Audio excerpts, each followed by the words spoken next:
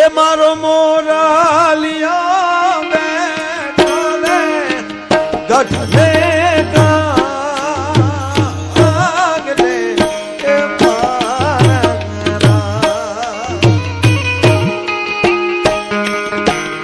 એ અંતરિયા હે મુકાઈ ગયાર ને રે ઉડાડો આપણે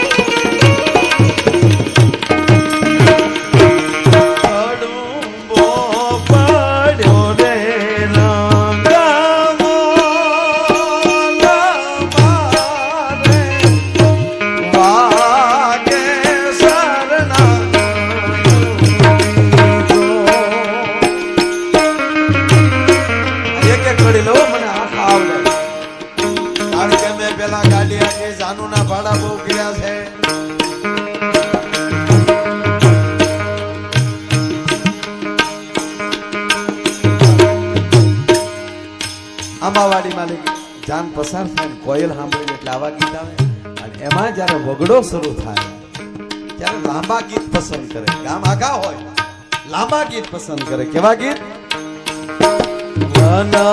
રાતે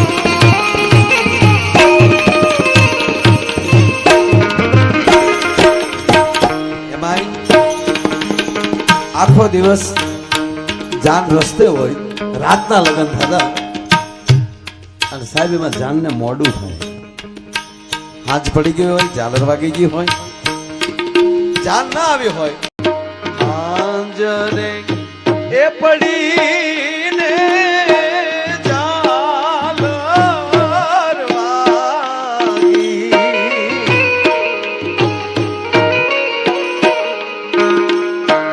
હાંજરે એ પડીને ઝાલર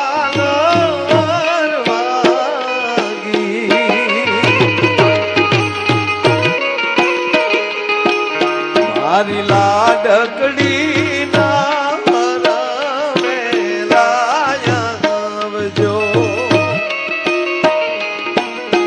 મારી બેની બાના વરવેલાયવજો.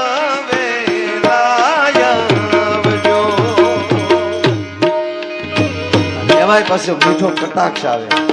કેમ જાન મોડી આવી છે વરના દાદા પાસે રૂપિયા નહીં હોય. રૂપિયા હો, રૂપિયા નહીં. નાવા જાય છે રૂપ નહીં હોય. ખારામાં મોઢું ધોયું છે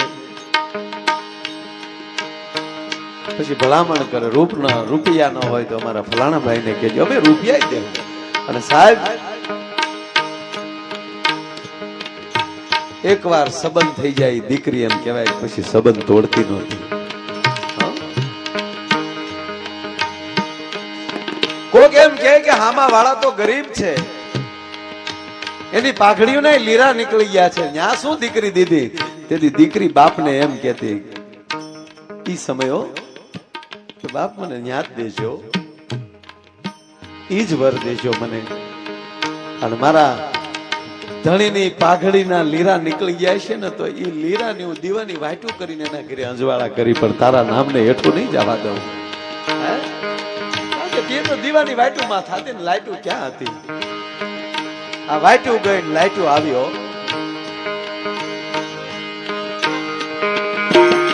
અદભુત ગીતો તો સાહેબ બહુ આમાં જવું નથી કારણ કે અસર કરે આ ગીત. અતિશય ભાગશાળી તો ઈ દીકરીઓ કહેવાય કે એની વાહે આવા ગીત ગાનારીઓ સાહેબ. આપ ગામડામાં રહેનારા આપણે છીએ. કોઈ પણ વરણની દીકરી જેથી વળતી હોય વળાવતા હોય એને ગાડામાં બેહાડી દે અને જે શેરીમાંથી ગાડું નીકળે ત્યાંથી તમામની ડેલી ખડક્યું ઉઘાડા હોય. ધારે કોઈ પણ સમાજની દીકરી હોય પણ જે શેરીમાં નીકળે ને બાયું બધું પોતાના હાડલા ડૂસા મોઢામાં નાખીને ઊભી હોય. કોઈ પણ ની આંખ કોરી ન હોય સાહેબ. મેં ગામડામાં આપણે જોયું છે. અને એની વાહેની બેનપણીઓ એમ કહેવાય કે વિદાય ગીત ગાતી જતી હોય. એવા ડોલરિયા વર રાજા મારી ભૂલ્યું માફ કરજો. એવા